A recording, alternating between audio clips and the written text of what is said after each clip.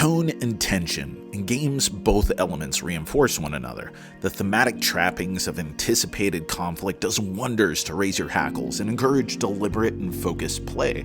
Intense gameplay, where resources are scarce and you have to split your attention between immediate and long-term needs, primes you for thematic immersion.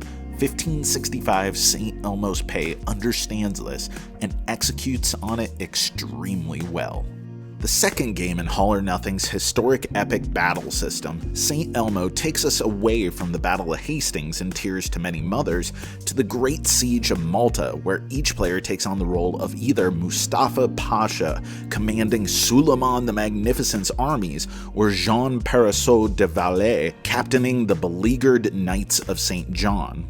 The game itself is fairly simple. Cards are played into columns representing the three battlefields making up the war, contributing their military power, charismatic leadership to inspire zealotry, individual abilities, and occasional resource production, which is super handy because what you can't pay for by exhausting resource producers, you have to make up for by discarding cards in hand, which sucks because cards are awesome, but is a killer bit of thematic resonance representing the opportunity cost of committing yourself to certain battle plans at the expense of others. While the battlefields themselves represent the ultimate confrontations that victory relies upon, much of the game is staging for that conflict. And one of the most intriguing twists that I've seen in a head-to-head card game, each player has a series of goals that they must complete in sequence before participating in the siege. These are the historical events representing the desperate struggle to prepare for the ensuing war. Whether you're attempting to complete a goal or participating in the final siege itself, rounds end with you checking the strength and zealotry of unexhausted units on your side of the table, placing damage on the goal or battlefield based on how much you exceed the opposition. In the case of goals, the static number that's listed, or in the case of battle, the units your opponent has on the other side of that battlefield. Do enough damage to the goal and you can proceed to the next goal, ultimately unlocking your side to participate in the siege, after which, if you do enough damage to a battlefield, you claim its victory. Claim 2 battlefields and you win the game. The complexity comes from a three-way tug-of-war between what you need to do to complete your current mission, what you can do to interfere with your opponent now through abilities like exhausting units and inflicting direct damage, and what will be needed to wrestle away a victory once you arrive at the final battle. What's so interesting is that the players themselves don't have a huge amount of interaction with the forces their opponents control. Sure, deal enough damage and you can take out critical units or even claim early victory by the unlikely but constantly threatening possibility of taking out their leader. But like a Renaissancean game of chicken, everything you do will be informed by how your opponent is staging their battlefield, making only quick jabs at critical opportunities where exhausting or killing a unit might mean the difference between them completing their current goal or not.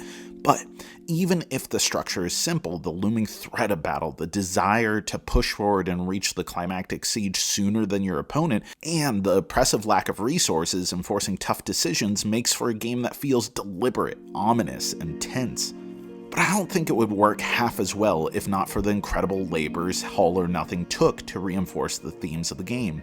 Featuring incredibly rich artwork that feels simultaneously vibrant and grimy, 1565 feels as invested in authentically representing the battle as anything else, with loads of flavor text, historical citations, and even reading recommendations in the rulebook.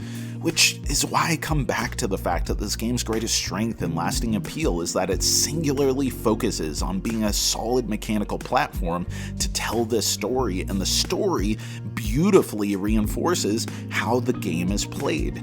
The only times where this really falls apart is when you realize how approximately, though not completely, symmetrical each side is, and how narrow the decision space is in what in reality was a vast and nuanced conflict. But if those are the sacrifices necessary to make a game that is both tactical and concise, but dutifully authentic, it was well worth the expense. On top of that, the solo variant seems to have received about as much attention as the two-player game, using thoughtful automations with the help of only a few rule changes to create a challenging puzzle that is well worth exploring. And as if to humbly admit that replayability on its own is somewhat limited, you can channel your inner 13-year-old history geek and anachronistically combine this with the previous game in the series and see who would win in a fight between Suleiman the Magnificent and the Anglo-Saxon establishment.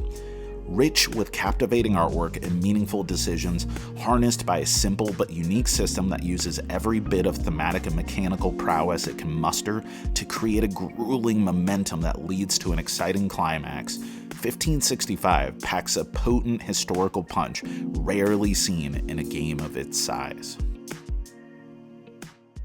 If you enjoyed this video, we have all kinds of other reviews, interviews, and recommendations via writing, podcasts, and video here on our channel and website cardboardherald.com. Our content is audience supported, so if you want to show your support, please visit our Patreon. Thank you so much for watching. This has been the Cardboard Herald.